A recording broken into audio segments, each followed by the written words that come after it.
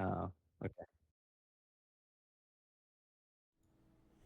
Good evening, ladies and gentlemen, and welcome to Scary Stories by the Campfire. We are your counselors this evening, Jason. And Jeremy. And today, or tonight, this evening, however you guys are listening to, we are going to talk about Stephen King's bestseller, maybe, partially, One of them. Pet Cement Pet Cemetery. That's what we're going with. Pet Cemetery. And as you can see, I got church on my head. He's a good kitty, not like the one in this movie. This movie was bad kitty. Well, bad kitty after he got squished. So let's go ahead and jump into this. I'm gonna get my Twitch turned on so I can see what comments and stuff are going on. And oh yes, thank you. Cute cat. Yes, that is church. And I prefer him not to be run over by a why is it still saying we're offline? I don't know. Hmm. Probably takes a second for it to catch up. I know I just got a black screen, so Yeah, it's probably just there's probably just a delay. okay. So Jeremy, Pet Cemetery. Is this the first time you've seen this movie? First time I actually sat down and watched the entire thing. I've seen the entire movie in bits and pieces, Hmm. but it's the first time I've Okay. actually sat down and watched the entire thing. Okay. We are good now. I just hit the oops. I hit the reset button or the refresh button, and now the channel's working up. Okay. Good. Good. Good. Good. Good. Yes. So, I actually, it's actually it's kind of funny. Um, this was my choice to watch this movie, and I figured we go back into Stephen King because he is the, pardon the pun, the king of horror. And actually, it was between this and I think I told Jeremy Salem's Lot, Yeah. but they actually announced that the remake to Salem's Lot, which never made it to theaters, is making it into one of the streaming services pretty soon. So I'm hoping that I that'll be one of the movies that we do as a series. But Pet Cemetery was my second runner-up, and yes, I've never really sat through and watched this movie. And now that I did, and I've done a little bit of research on the book, I can honestly say this movie's okay. Stop running, cat. So, what did you think of it, Jeremy? I thought the actors were really good. I think the movie was okay. But I mean, I think the actors did very well. The choices and stuff like that, like they were giving it 100%. The writing was kind of meh. I mean, just the way they do the negligence to the for the kid, like multiple times of just turning your back and him running away. Yeah, that's what Like, uh that's what Ravenfire kept like, saying about it. It was like they just keep letting this kid run off. like you would think they would keep a little bit closer eye on him. Okay, so we're kind of moving ahead, just we're into spoiler territory a little bit, but Not that's really, fine. because they do it at the I, very beginning of the movie. yeah, I mean, well, I would say that I would say about halfway through the movie because No, it at the doesn't. very beginning, when they first get to the house, she's dealing with the daughter and he runs off. Oh yes, yes, yes, said that part. Yeah, so this family, the leads. Where am I getting that name from? Their So this family, creed. the the Creeds. Okay, Yeah. so I was close. I was close. Leeds, I think, was something else I was thinking of, some other movie or show I've been watching. But the Creeds, they move into this place, and where do they move in? What Ludlow? What? I just know it's in Maine. Yeah, Like every other Stephen King movie. that was the joke, Jeremy. The it's in Ludlow. I think it's Ludlow, Maine. and they move into this house that has a cemetery behind it, a pet cemetery, and they have one of the most energetic, high-speed race course roads in America that races right past it. You got semi trucks going like 90 down this thing, vroom, and a lot of foreshadowing, a lot of foreshadowing, and so they meet the neighbor across the street, Judd, um, and the father, Lewis, and Judd hit it off and kind of become friends, and I'm just gonna they stop you talk. real quick. Fred Gwynn is like the best thing of this movie. Um, yes, I'm just gonna say it. I don't care. Like he is the best part of this whole movie. yeah. I mean, the thing that about this movie is that you say everyone gave it 100%, and in some form or fashion, I think they did. They did like put a lot of effort into this, but the dad is so bland. Like, think about everything that he's done, and there's almost like no real emotion to it. He's just so I don't know. there. When we get to my favorite scene, there's plenty of emotion in it. Well, I mean, there is like the one scene that has the emotion attached to it, but so I think him and his wife don't. They're on some sort of rocky edge in their relationship, okay? Because they're always kind of bickering a little bit and whatnot. And you mean who's seen this movie? Because I did, LOL. I'm talking about just like people who've seen the movie. That includes you because you watched it with us. What do you think of the movie? I can't ask someone who hasn't seen the movie. Hey, have you seen this movie? No. What do you think about it? Good. It's good. I like it. Um, so she goes off to what? I think it was Thanksgiving. The family goes off to her parents' house, which apparently her parents don't get along with Lewis like at all, and I don't know why. It's never really explained. But she takes the kids over to her parents in Chicago for Thanksgiving, and church, little cute little church, gets hit by gets killed. Just I don't know the science behind hitting an animal,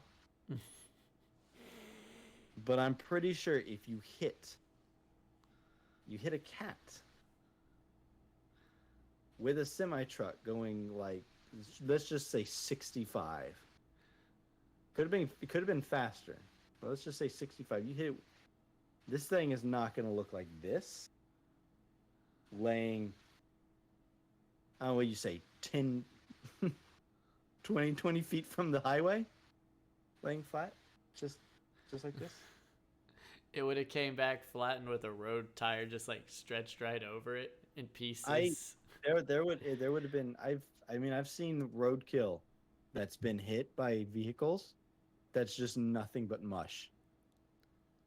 Now I know it's an implication of like the cat got hit. I'm sure there's been instances where like an animal gets hit, doesn't kill it entirely, it may try to like walk it off and then dies afterwards. But so they pretty much,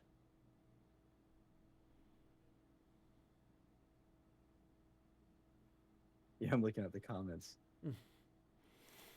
Yeah.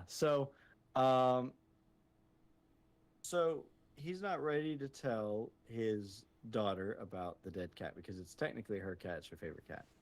So Judd's Oh like, okay, yeah, she wouldn't shut up the entire movie about that cat. yeah, she loves the cat. Cat gets tucked into bed with her and stays. I don't know a cat that does that, but apparently Church does. And so Judd, like, well, let me show you a place. So they go up to the pet cemetery, and Lewis thinks he's going to bury the cat in the pet cemetery, but Judd's like, no, no, no, I got another place. So he takes him beyond, and okay, while this is going on, there's this weird whole ghost plot going on. I don't know anything about that. Okay, that he just shows up. He's like, no, don't go beyond the thing, and Does he I'm tell trying to warn you. everybody? Does the ghost tell everybody, or is it just I Lewis? Is he the special one? well, I mean, it can't be this particular ghost because he just died. So, So do other but ghosts come out and just tell him, "Hey, don't go over there"? there may be. It may have something more to do with the book, and that's the problem with this movie is that they don't actually explain everything like the book does. Okay, I'm gonna be blunt, honest with you. You cut out on me. Yep.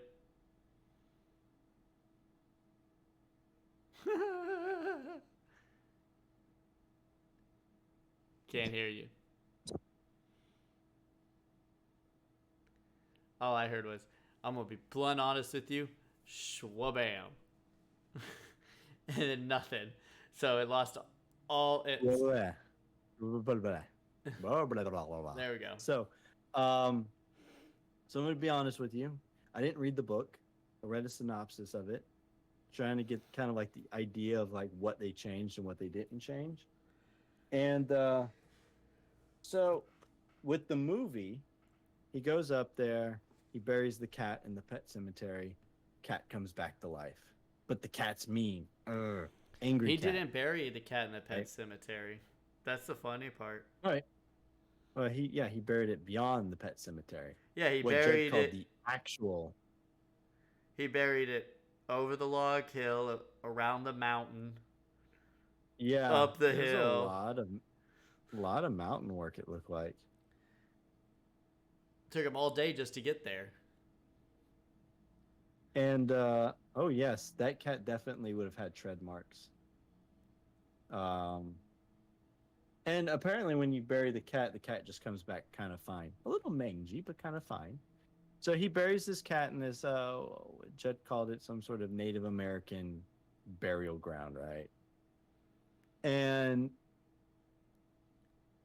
cat comes back the next day, and it's just kind of a mean cat or an angry cat. Well, You can tell it's mean because family its comes. eyes were yellow. Yeah, and it had that grumpy cat look to it, just all the time, just you know. That cat actually is like the exact same cat that we had in the trailer park. We had roaming around, so as soon as I saw him, I was like, "Ooh, recognize that cat." Um, but everything seems like it's fine now. Girl gets her cat back, though she doesn't want to hang around in it anymore because it smells. It Mm-hmm. smells like death. And so they're out having a fun day, Sunday, I guess. Once again, kids. The kid Gage, who I think they said was like 2 or 3 years old in this movie, Mm-hmm. something like that. He's out flying a kite. Uh, Dad turns around, has his back to him, and kite gets away, starts floating down the road, or floating down towards the road. So Gage follows, and of course, Mama's standing there. She's like, "Hey, get baby, get baby." She waited way too long to say, "Let's go get baby." Yeah, I mean, she Like waited that, until he was like halfway across the field, heading straight for the road. First of all, you're facing him. Dad, Literally, you can see him. yeah, your dad shouldn't have had his back to the kid. First of all, and second of all, Mom is standing at the picnic table, looking in their general direction, and if she's having to say "go get baby" when he's halfway across the field, you're paying too much attention to him either. But baby gets away. Dad tries to chase him. Dad trips right at the roadside. Sadly, Gage gets hit by a truck. A semi going about 90. Yes. So Gage is killed. There's, this. Yes, it is a terrible reaction time on their part because I mean this kid could have been a football player. The way he took off, he was gone in a flash. Um, but so big grievance. There's a fight at the funeral. Oh man, Grandpa Rachel's like sucker punched Rachel's Dad. yeah, Rachel's dad's throwing this big giant like, and that's the thing that gets me. I know it's an emotional thing, losing a grandkid, losing a child, There's a time and a place. If you really are mad at the dad, which, if you want to be mad at the dad, be mad at the dad, but you have to be mad at the mom too. They were all there. No one was watching the kid. Have to be mad at everybody. But if you want to throw fists with dad, at least wait. At least just wait. That is no self control right there. So, fight breaks out. Um, the uh, Rachel decides she wants to take the kids. She wants to take them back over to Chicago and get things sorted out and fixed. Right. Lewis, who is in this big old grieving state, goes, "You know what? I got an idea. I'm gonna bury Gage in the pet cemetery and bring him back." And Judd warns him against him, tells him about a guy who had done that beforehand. Again, And Fred it didn't Gwynn end very giving well. his all. Yeah, sometimes that is better. I said it like So, 4 times. like, yeah, he was reiterating that line, and it's like Fallout. Whenever you hear war never changes. You can say that as many times as you want, and it's never gonna get old to me. Just like when Judd goes, sometimes death is better. It say it again. Say it for my ears one more time. I did not catch it. One more time. Um, so Sometimes death Lewis, is better. uh, Yeah, I can see so him wanting to hit then him the whole time. That this gave him a reason, but you still gotta pick your time. yeah, pick your time. He even like knocked down the casket, like their like little struggle knocked over the casket. That's just, It even and I like flung that guy open who's and the arm like came like, out of it. yeah, and I like the guy who was there with Lewis, who was like, hey man, don't, you got, what's wrong with you, man? This is your son's funeral. Okay. Okay, first of all, that guy hit me. Okay? I'm a grieving father. I'm sad. He punched me. Now I'm sad and mad. It's turning into a Dr. Seuss book. I'm sad. Now I'm mad. I want to punch you to make me glad. So, he buries Gage in the burial ground, which he had to lug the body all the way up that way. Man, And Gage comes back, and here comes our conclusion. Gage comes back, goes into the house, grabs his dad's scalpel, goes over to Judd's place, kills Judd. yeah, like this. Which I think Jeremy's got the. Yeah, because you said it was your favorite scene.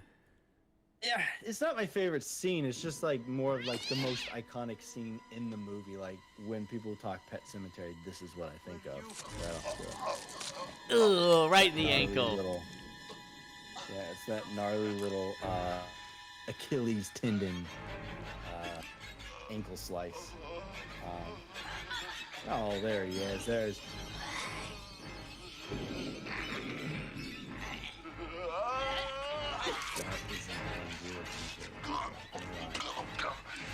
And yet, he's still so adorable. And yet, in that entire scene, there's not a single drop of blood on that scalpel. Even after he literally No. just sliced the dude's mouth and he's holding the scalpel in his hand, there's not a single drop of blood on that very, very pristine and clean scalpel. He cleaned it. He went, and then he went, cleaned it off. And he's That over makes there it looking clean like for the Dead by next one. Daylight. Yeah, that's what we need. Dead by Daylight Gage. That's what we need. I mean, if I was the old man, I would have just kicked the kid. I have another good leg. Yeah, well, I think it was kind of surprise and shock and whatnot. But so during this whole entire thing, Rachel has tried to contact Lewis and realizes she can't get a hold of him. So she travels all the way from Chicago back to her home. She goes over to Judd's place to find Gage there, right? and she's all like shock and all like, oh, Gage, Gage, and he's like standing there. He's like, "Hi, mommy." Da, da, da. And he's holding the scalpel in his hand. He's just holding it there. And she's just like, "Oh, come to mommy, come to mommy." And he just walks, stab, stab, stab. Well, I mean, you don't see it on screen, but you hear it. You hear her scream and whatnot. And that And yeah, it was just the and and funniest thing in and the world because she's just like, "Come here," and he's just like, and I hear, and you're just like, yeah, screams and yeah, that's what Raven said. She's like, "Oh," because we were just talking about that beforehand earlier today, and she was just like, "If I was in that same situation, yes, I'd be like, oh my god, my kid's alive for some reason. I'm gonna disarm them first, and then maybe tie him up, put him to the side, and be like, call up the husband, and be like, hey, why is our kid alive?"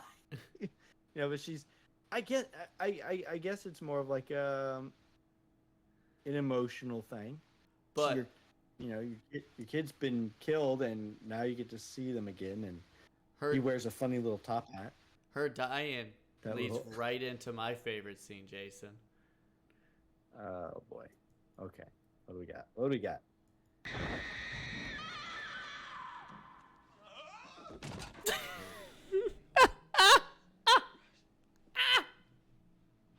Boing. Oh god, that table hit. Uh, Right on the corner. that table hit, man. That was the nastiest thing in the movie. That was a gnarly hit. He just like rolled up and Ah. smacks like the sharp corner of the table. Yeah, he hit the corner. It would have been one thing if he hit just like the flat end of it, but he hit the corner right in the almost the temple. And it's just his scream too. He's But like, "Ah!" but so he goes over to Judd's because he realizes his kid's running amok now. He goes to Judd's place, finds Judd's body, finds Rachel's body, which apparently this kid was able to lug into the attic. And put a noose This around its neck. around her neck, yes. This 2-year-old, 3-year-old reanimated child got his mom up in the attic and spring loaded her so that when he came through, she'd just fall out of the attic. And he would laugh and haha, it's funny, I played with mommy, now I want to play with you, daddy. And so he came prepared though. He came with a couple vials of morphine, high dosages. He tricked Church. Church was like, watch cat, and he just like threw a steak down, and Church was like, nom nom nom noms, and guy grabbed the cat and injected him, and the cat just rolled over and died. Um, so he went upstairs in the little fun house, found Gage, sent him in a moment. He's crying and come to daddy, come to daddy. Then he sticks him with the needle, and That was Gage after is he all, got in a fight with Gage. well, yeah. And he like, I mean, Gage yeah, like Gage, cut and stabbed him multiple times with that scalpel. yeah, got him quite a few times, and but he ends up overall sticking Gage in the neck with the needle, and Gage is all like, he starts crying. It's very sad. Okay, I'm gonna tell you, it's sometimes difficult to watch stuff like this, especially when you are a parent, because you're kind of picturing like, now you brought your kid back, kid's Idiot. killing people. Now you have to put your kid back down. It's kind of sad, but engage as a. I want to give props to who's the actor who played Gage. I just saw his name earlier and I can't remember what it was. Miko But Hughes. yeah, he was. He's been in quite a few things. He's been like Kindergarten Cop. He was in I'm Apollo 13. He was in Kindergarten Cop. He's been in quite a few things. And I'm pretty sure. I think I saw somewhere that he was in the Ice Nine Kills video for this movie. They did a song called "Funeral Derangement," and He was the truck driver that hit Gage in Oh, that oh what? he's just, it's not a horror movie, but I actually own it. He plays in the movie Escape to Grizzly Mountain. Oh, I didn't know that. He plays I the knew he main would. kid. Well, I'd never really watched that movie. It's a Dan If I did, I Haggerty. watched it. Yeah, well, I watched that movie. If I did watch it, it was years ago. But he was in Wes Craven's New Nightmare also. He Yep. plays Dylan. So yeah, this kid's got some really good acting chops on him. And so at the end of the movie, after he's gotten rid of Gage in church, and he decides I'm gonna take my wife to the cemetery, bury her, and bring her back. You know why? Because there's a difference. Because He waited too long for Gage, according to yeah, him. Gage was like a day. You know, Gage had too much time in between, and he thought if I bury my wife now, right after she died, she'd come back and be better. You know, and um, yeah, so he did that. He lugged her body all the way up the side of a mountain. Yeah, man. Like, good It, lord. it started. It started off with a cat, meow. It turned into like a 3-year-old kid. They had to lug the body around, and then it turned into his wife. So this guy's getting his reps in, and well, he's sitting there playing solitary in his kitchen, and the wife comes in, and she's all like gross and eyes leaking, and just nasty. So he starts making out with her. Oh my god, you're back, blah, blah, blah. And he ends up grabbing a kitchen knife while he's not looking, and camera cuts out in the black, and then you hear stabbing sounds and screaming. So in the end, Lewis is dead also. Now, Yep, and their daughter is now an orphan and an only child. yeah, now the grandparents get stuck with her. And Yay. her creepy ways. PJ said the entire movie, I don't know what it is about that child, but she creeps me out. Yes. If you bury them sooner, it might work. Yeah, that's what they thought. Now, Jared, did you ever read the book? I read the beginning of it. I never finished it. Okay. Yeah. So in this movie, this is why sometimes reading a book is better and not so better than actually watching the movie, because if you sat here and watched this movie just the way it is, there was a lot of questions that came up, like who was the ghost? Why was he there? Why was he trying to warn Lewis? They never explained any of that. They just said, "Oh, here's an Indian burial ground. Bury your people there. They wake up and they're kind of evil." That's how it is. Okay, yeah. Um, in the book, it wasn't okay. In the book, it's actually a spirit. It's a Wendigo. Do I have your attention yet? So in the book, it's called well, I mean, it's not the Wendigo as we know them, as like these when people Result to cannibal cannibalism and and they actually turn into actually there is a lot of lore about a spirit possessing uh the Wendigo not just being a human who's resulted to cannibalism. There's actually a lot of Native American lore on a Wendigo spirit possessing people, yeah. but So only possessing them when they have to result to cannibalism.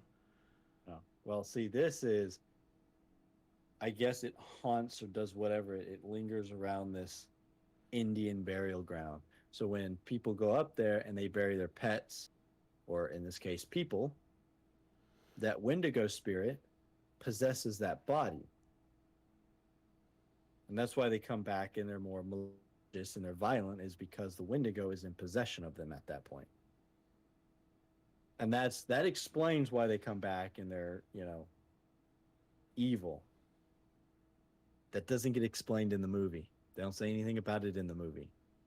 They just bury bodies and they come back and they're like, it just happens. Like I said, I don't know the exact details of the book. I don't know if they explain it a little bit better or Wendigo is just kind of a catch term that they use. But apparently, the Wendigo is actually featured in a couple of King's stories. So There's a good, slightly off tangent. There's a good horror movie. called Wendigo. No, that movie's terrible. Oh, that's it. I'm picking that movie one day. We're all Me gonna and have to mom sit down. watched it. We couldn't make it through. No, we made it through. It's just very boring. Um, it's got the little brother from Malcolm in the Middle in it. No, there's a good horror movie called Antlers. That's about a Wendigo. I've heard that one. I own it. It's really good. That might be something we'll have to watch. Yeah, no, I actually have looked at making it a solo movie. It's actually really, really good. Kind of crazy, but no, I mean, I get it, but I feel like, I mean, it's just like any other movie, that comes from a book. Heck, even TV shows nowadays that are coming from books are just, they don't care about the details or the fine details that make a book so good. I mean, if you put that much detail in the movie would be like 5 hours long. But it's not even that. It's like this movie, They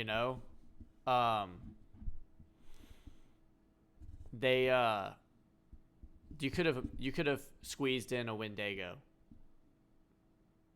Or some sort of explanation. Easily, when Judd is talking about the Native Americans and all this, and they say, this is a burial ground, and they say evil spirits like the Wendigo haunt the area. Like, you could have slipped it in anywhere and made it work. I mean, you could have, but like I said, I haven't read the book, so I can't tell you for certain if this is even something that the characters are even aware of. Like, maybe it's written in a way that the audience knows what's going on, but the characters don't. So in that sense, there wouldn't really be, you could easily cut out the Wendigo thing from the movie, and because you're sitting here with the people, you're looking at it from their perspective. But it's been my biggest issue with books to movies. I'm gonna go kind of out of horror on this next one, on this main point, but if you look at Harry Potter and the Goblet of Fire, there's a scene towards the end when they figure out that Mad-Eye Moody is Barty Crouch's son in disguise, who was originally locked in Azkaban.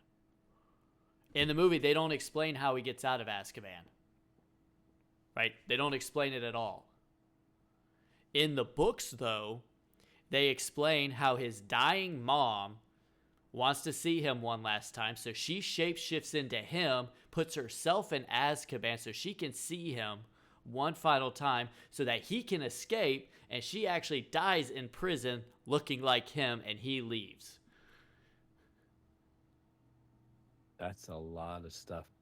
You know what? I don't know Harry Potter, so some of that is.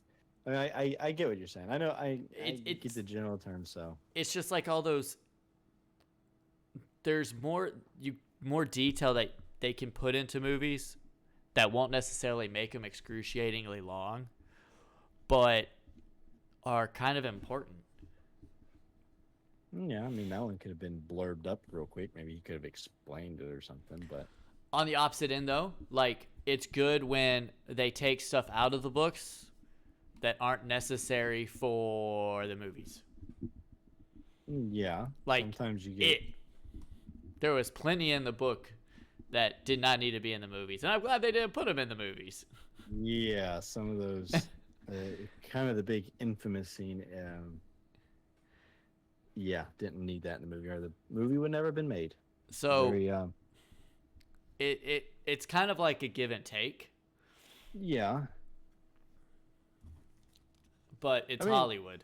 They I mean, for this movie, I like this movie. Okay, this is really my first time sitting down watching the entire thing, and there were issues with it. Sure, there were little moments where we were kind of laughing and snickering and stuff like that. But you know what? It comes with movies sometimes. I'm still on that hunt for that scary movie. I actually saw something on um, the internet not too long ago. It said a new um, horror movie. It's supposed to be the scariest out there. Has been just uploaded to Netflix, and people are saying they can't watch the entire thing. It's so scary. People are making like 9, 10 minutes, and that's it. That's all they can watch before they're freaked out and have to get off. I'm like, what's this movie called? It's called I forgot what they called it, Unknown or something like that. I'll look it up and I'll put it on the Facebook. But I was like, ooh, sweet. And then I looked it up and it was like, no, this was just a fake movie that people are talking about. I'm like, oh, are you kidding me? I had a challenge right there, a scary movie I wouldn't be able to sit 9 minutes through. I wouldn't Challenge say it's accepted. scary, but I just read a thing that, and we might talk about it on the show at some point. Um, but the third Terrifier movie that they're filming right now had a scene that made the actor playing Art the Clown throw up. Yeah. See, I'm very not on board with the Terrifier movies. Just not really on board. That's just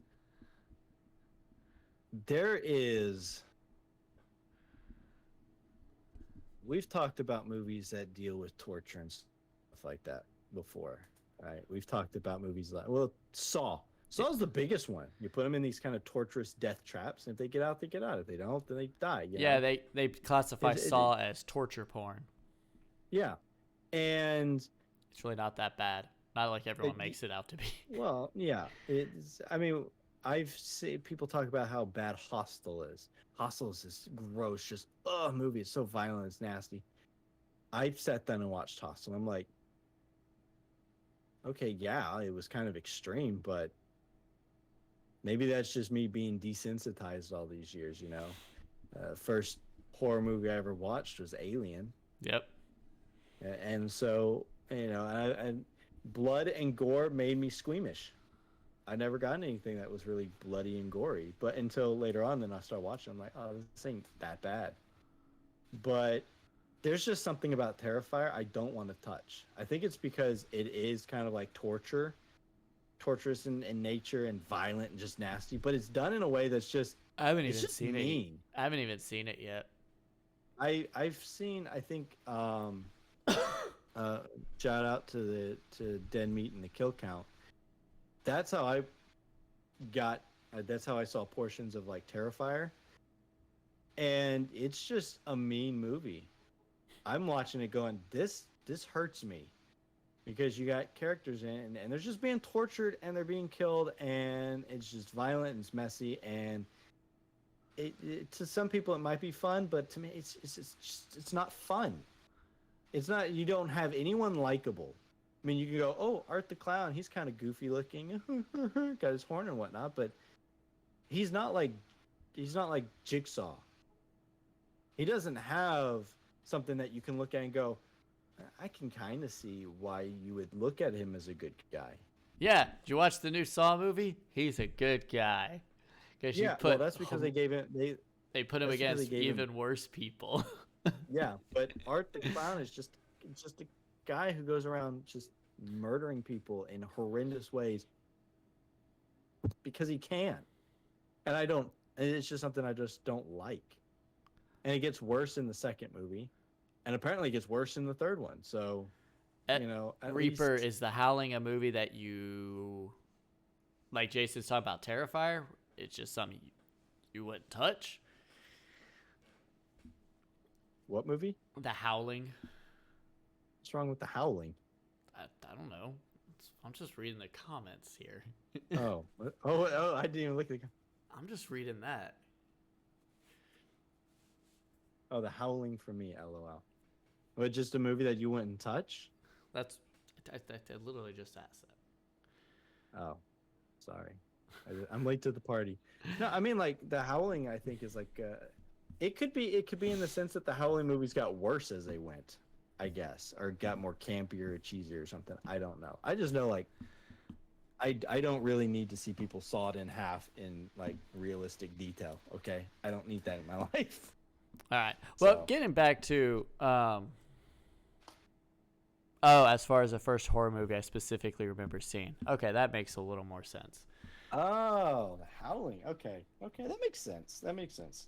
Yeah, the first one I saw was Alien, and I spent a lot of the movie doing this, and I was you know it is so funny.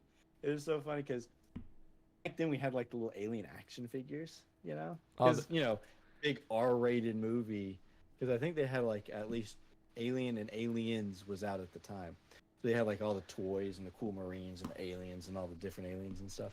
And this is going way off tangent, but every time when I watched the first movie, I watched the first movie and I would just close my eyes, but I had the toys, so I was picturing what the alien actually looked like, not knowing it was just the normal black alien that you see all the time, just you like the don't, stereo. but you don't see.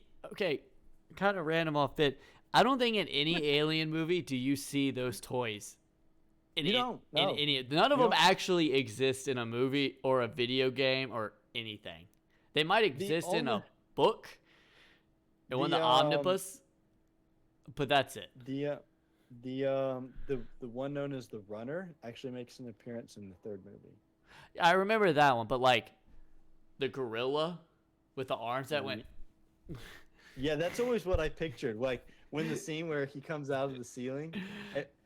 We're gonna get to Alien later. Let's just skip Alien right now. This is too much to talk about on Alien. We'll wait and get Alien next time.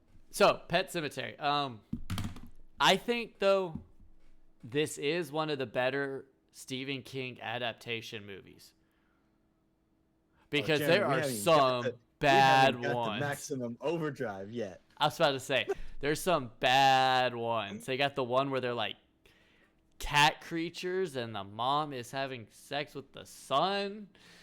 Yeah, what was that one called? I cannot remember that one. I don't. It's freaking. I know they got the Langoliers, which had like the meatballs with mouths that were trying to eat everything. That Like one trying to eat reality. Did you know Stephen King actually has his own like mythology. multiverse? Yes. So like That is so weird. it because we talked about it a little bit on the It one. It is part of like the Dark Tower series, and is like a god. The Dark Tower is like, would you even call that horror? Is that considered a horror thing?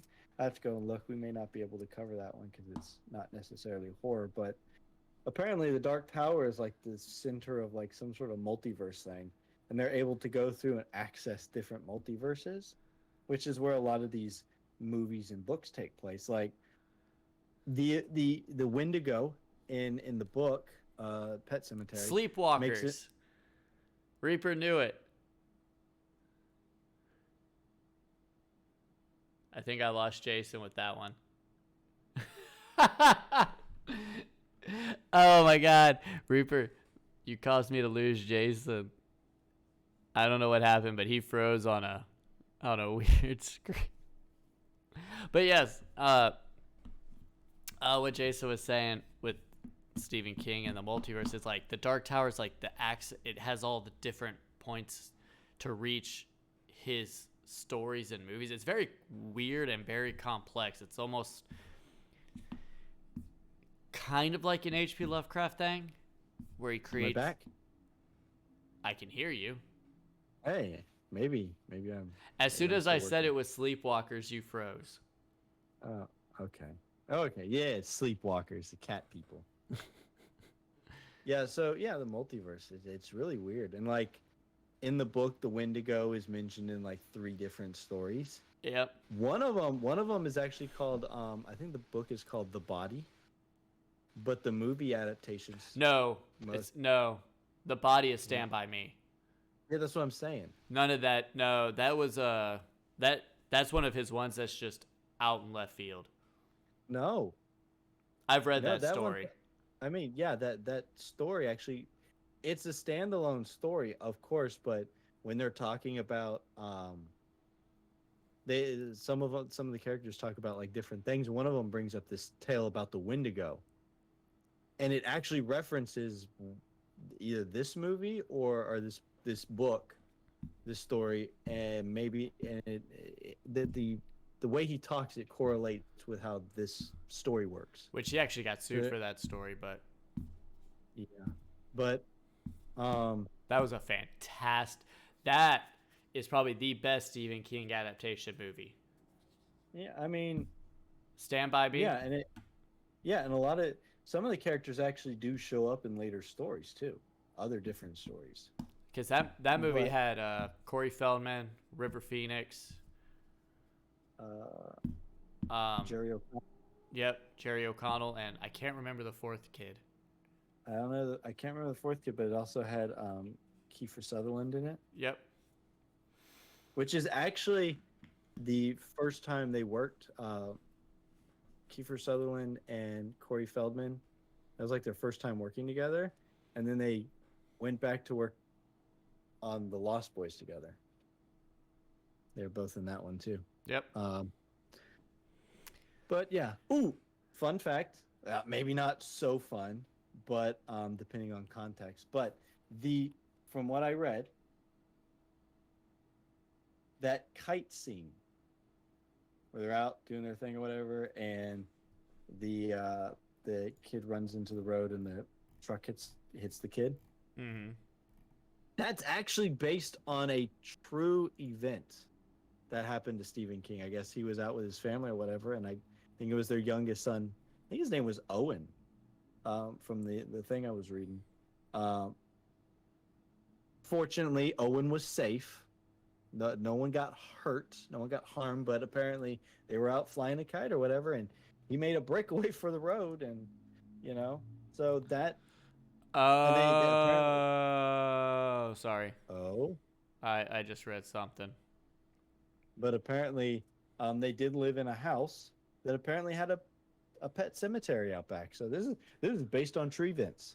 Yeah, maybe the first half, not the kid getting hit and zombie pets. So, the original screenplay did have the Wendigo in it, featured in it. And it was But ultimately cut. But there's two spots where he's implied. First is a scene where he's walking through the woods at night and hears something large that knocked down the tree in front of him. Do you remember that? He's just trailing through the woods and that tree falls. And he's just like, yeah, man, I gotta take Gage up to yeah, I think I vaguely remember that. And then when he's taking when Judd first takes Lewis up there, there's a loud That crash animal, and a that feminine animal cry. howl. Yeah. Yeah, that howl. I remember that. Sound like an elk to me. And Stephen King lived about 20 minutes from where they shot this movie. Oh, good thing he could go up there and do his preacher scene. Guess who the first choice to play Lewis was? God, who? The King of Chins himself. Bruce Campbell? Uh-huh. No, I don't see it working that well. Bruce Campbell has always been kind of like, at least to me, he's always been kind of like an action hero kind of guy. Maybe that's just the Evil Dead stuff. And I know, beforehand when he did like the original Evil Dead, he had a bit more emotion to it and it wasn't as funny per se, but I think the actor who did Lewis in this one was right on. He reminded me of that guy from Northern Exposure. Just kind of the way he dressed and whatnot. This movie was actually had to switch directors because it got pushed because filming was delayed. Oh, was it? You know who the original director was? Oh, who? One of the kings of horror directing. Wes Craven? Uh-uh. Hold on. He's passed away. John Carpenter. Nope, he's still alive. John Carpenter's still alive? Uh-huh. Wes Craven's the one who passed away. Wes Craven Craven's was passed the one away. There's another one, uh, though. Oh God. Big. He created an icon of a movie that redefined the genre and launched a specific thing of horror into culture. His first movie was in black and white. Oh, okay. Yeah, you just completely lost me. Night of the Living Dead. Uh, George A. Romero was originally supposed to direct this movie. and he couldn't because he got pushed back. Yep, and he went and directed Monkey Shines. I have no idea what that movie is. I don't either. I think I mentioned in the Resident Evil review that we did that he was originally scripted to do Oh yeah, um he was the and, first Resident Evil and movie, and they he had somebody play the video games in front of him multiple times so he could write this and get the right script for it because he was writing it yeah too. yeah, and the studio went, nah, we're good, we'll pass. That was like when I was telling you when we Resident these people for Resident Evil don't know what they're doing. They turned down the king of zombies. They turned him away, and the guy who auditioned to do Leon's voice in the movie, because I guess the guy who played Leon had like a thick Dutch accent or something, some sort of he had. Um, yeah, the guy who actually does the voice for Leon got turned away. What? Tom Savini also turned down directing this film. Tom Savini, well, because he make all the gross stuff explode. Um, so Oh, with the conclusion of this film, that's cool. I know the next movie is a sequel to this movie, Yes. Pet Semetary 2, which there was no book for, so that's completely. I don't know And if it was. it's time for the cemetery meter. the the cemetery meter. The pedometer. That does not sound any better. This Let's just call it the cemetery meter. Uh, okay, so for all our new people, we start with IMDb. It's on a scale of 1 to 10 based off of all the votes that people have given it. And when we do the tomato meter for Rotten Tomatoes, we do the critic score and then we do the audience score, and those are based off 0 to 100. And we play the Price is Right rules. If you don't know what that is, you got to be lower, can't be higher. Are we ready? Yep. Okay. IMDb on a scale of 1 to 10 with 115,000 ratings. Oh, goodness gracious. What do y'all think people gave Stephen King's Pet Sematary, and why y'all are thinking about this? He actually didn't plan on publishing this book. It sat on his shelf for a while, and his wife actually convinced him to. Wow.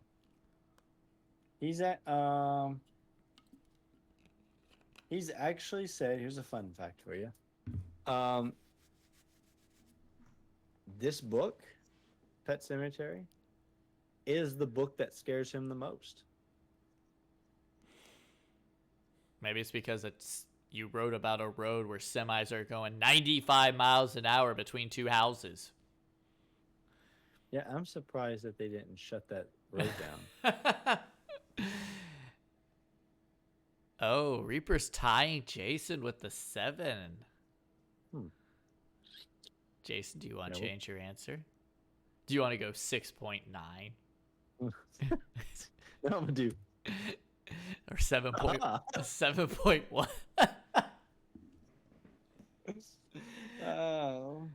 Oh no. Is Ravenfire on? She was on in the beginning. We'll give her a minute or two. She said the cat was cute. PJ said, "Oh, cute cat," and then Raven said, "So cute." So. And then Ellie is actually supposed to be a psychic, but they couldn't portray it on film. I think that's my one problem with Stephen King, though, with his books. he tries to put so much into one story. You have a psychic, you have a Wendigo, you've got a, you know, I a killer road. Like there's just so many different things happening at once. I don't think it's the problem of him putting a whole bunch of things in there because I'm pretty sure you can write it down. That's why it's probably It's like that like thick. like that thick. Yeah, it's a big. It's a it's a big book. It has a lot of details in it, I'm pretty sure, but it probably explains the stuff a whole lot better. When some things I think of it as kind of like H.P. Lovecraft. There's just certain things that's a lot harder to portray on camera, on film. It's just more difficult, like Well, the color out of space. well, that Yeah. and the the biggest difference between Lovecraft and King is Lovecraft leaves more to the imagination. He gives you just enough to allow you to create your own image of what it is without telling you exactly what it is.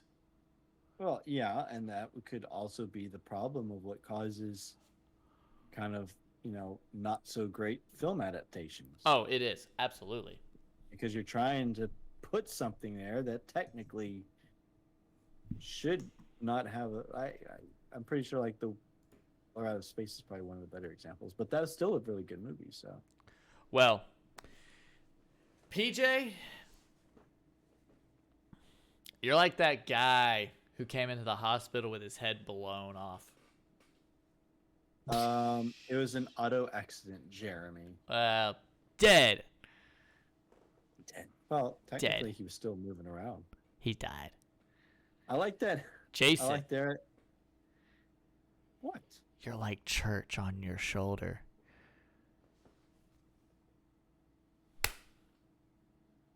Yeah. Wow. Yeah. There you go. Sorry, buddy. That's semi-flat and flatter than flat. Hold on. Let me get him up. um, and What then do you say? It sounded like pulling sticky tape off of a leather couch. Reaper, you're like the mom. Oh, come here, son. Oh my Da- goodness, is it that bad? People rated it a 6.5 out of 10. Y'all were close. Yeah, this definitely deserved a little bit higher than 6.5. But now we go on to the Sematary meter, starting with the reviewer scores on a scale of 0 to 100. 0 to 100. And Critics. Critics? Critics, I'm going to go with a 68. 60, Wow. 56. Jeez, PJ, you're throwing it under the truck, aren't you? That cat was under the truck. Yeah, this is one score you're not going to be able to bring back. Yeah, Sometimes death is better. I don't care. Like I Alright. said, Fred Gwynne is like the highlight of this entire movie. Here comes the big thing, Jeremy. When we get to the remake, John Lithgow plays John Wick. Yeah. plays Judd. I know. So So I guess he's turned in, dancing for this. no more dancing and no more resurrected pets. So fun fact: Fred Gwynne actually graduated from Harvard, and John Lithgow's character talks about how he graduated from Harvard in the remake. It's kind of like a little Oh, really? homage back to him. Oh, interesting. Reaper said a Yeah, 62. Yeah, Well, he's always going to be Herman Munster to me. Herman Munster and the judge from My Cousin Vinny. Yeah, and that one guy from The Secret of My Success. I remember when we saw him on the movie. That's the first thing that came to my head because you'll wear something of a cloth material. Yeah. Okay. I'm running out of people here. Jason, your church 2.0. You just got injected with a bunch of morphine. And then I did this little.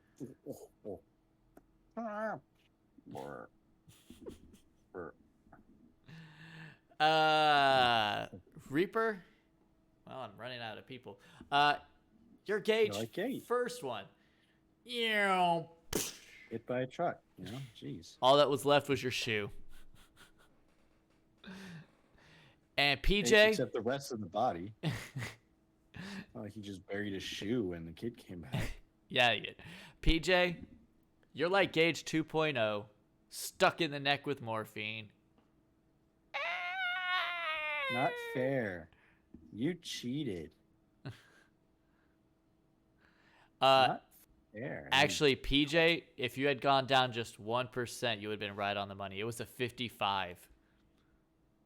Wow. She missed it by 1. That is.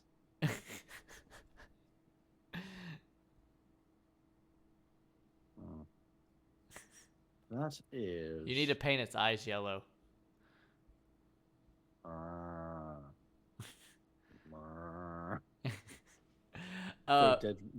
Throw a dead rat in the bathtub. And now with the audience score on a scale from 0 to 100. This thing has to have gotten a 60 something somewhere. Jason is going with the 63. I think fans liked it more than maybe the critics did. Critics are always hard on horror movies.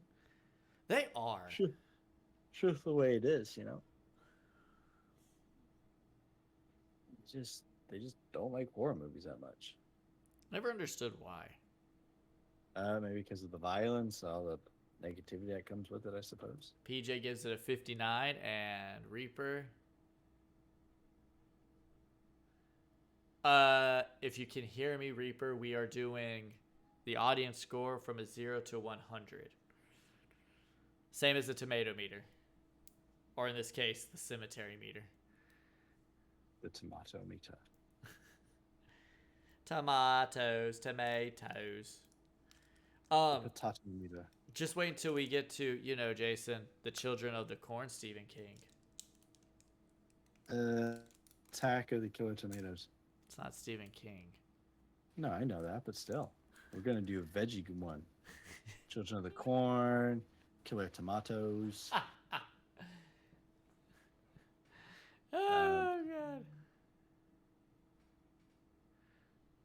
Something else with the vegetable. Well, we'll don't worry, Reaper, we'll get you in on the next one. Jason, she said they said 70. Oh, man. All right. Well, I'm out of dead people. What about Judd? I already said him. What about Lewis? Oh, yeah. Reaper, your spot. Yes, you're the dog. No. I forgot. Reaper, you're that poor dude that brought his son back from the war that they burned alive in the house. Oh, Baderman. Yeah, that one. Timmy and what's his face? And yes, PJ, I did forget about the crazy nut job. Oh, Missy. Jason, you're Missy. Oh, great. I hung myself. PJ, you won. It was a 60%. You were 1% off the wrong way the last time, but you're 1% off this way, the correct way. It was a 60%. Oh, thank goodness this movie got a 60 something. But that is all the time we have for y'all tonight. We hope you've enjoyed our stay in Maine. We will be back next week in Maine again. We'll be here for the next month, actually.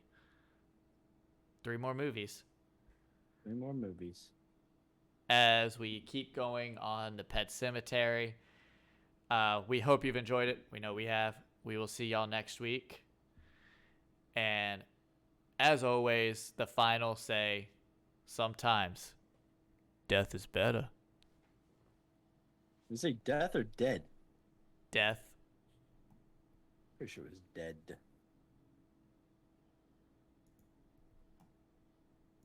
Yeah.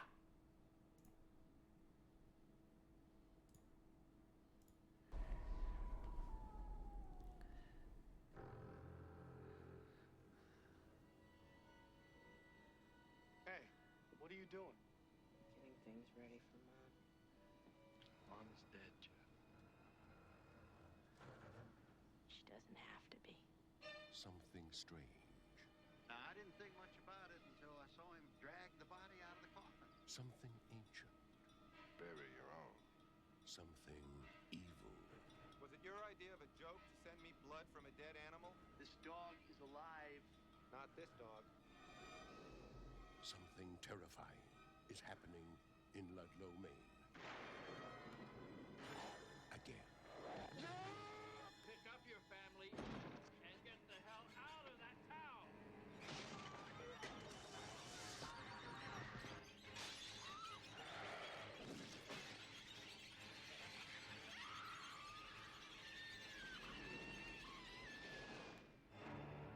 Pet Semetary 2.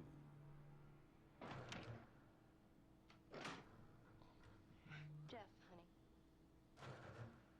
Father and I need to talk. Some stories just won't stay dead.